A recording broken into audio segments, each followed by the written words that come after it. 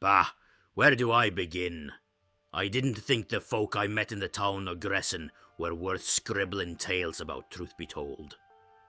First time they went marching out into the wilds, I stayed in my room, hammering away at me trinkets and gear.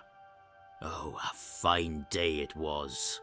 The clang of steel, the smell of hot iron, the rhythm of stone and craft. But then, by God's beard, I heard myself mumbling about the rocks on the floor. Only I hadn't said a blasted word. I looked around, suspicious-like, and there it was. One of me hammers twitching in the tinkering kit.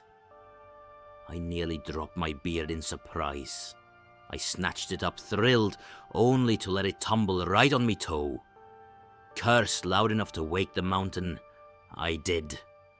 In a fit, I grabbed a stone and chucked it at the wall and blasted it. The rock shattered like thunder, leaving a neat little hole. So I tried another. Same boom, same hole.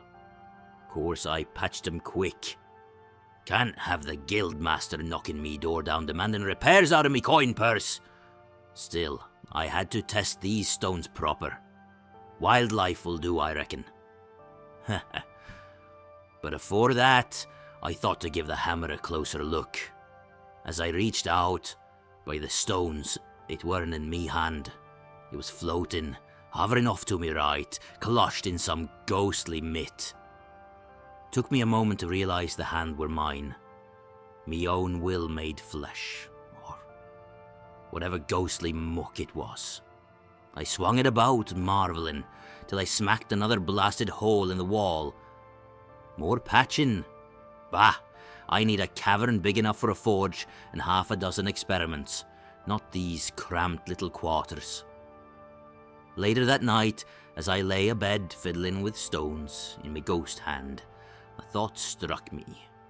Could I fling one with the same thunder crack as afore? I gave it a toss.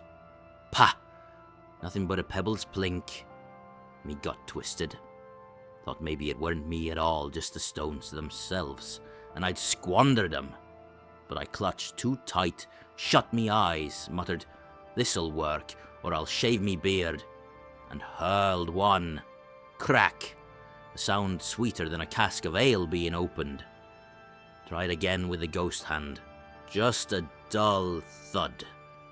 So I marched over, picked up the stone myself and threw it with me own arm.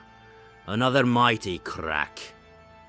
That's when some fool next door bellowed at me to keep it down. Ungrateful sods, they don't ken genius when it's hammering in the room beside 'em.